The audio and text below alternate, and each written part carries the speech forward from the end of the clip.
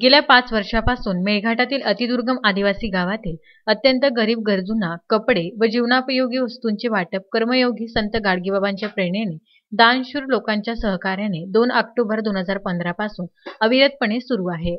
26 सप्टेंबरला चिखलदरा तालुक्यातील भिलखेडा, आडनदी, मनभंग व आमझरी या गावातील गरजूंना पॅन्ट, शर्ट, साड्या, धोतर, ब्लँकेट व लहान मुला-मुलींचे कपडे मोठ्या प्रमाणात वाटप करण्यात आले।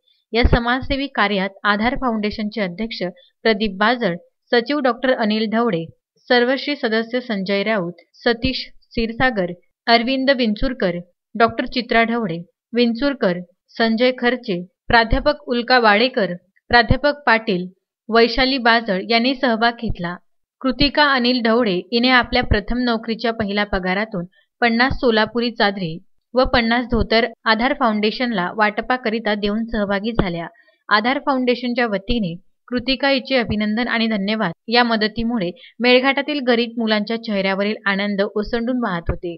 येत्या दिवाळी निमित्त आधार फाउंडेशनद्वारा कपडे आणि फराळ वाटप करणार आहे, तर या सामाजिक उपक्रमासाठी दानदात्यांनी चांगले कपडे व आर्थिक मदत करावी ही विनंती। Vidarbha news bureau, Amravati.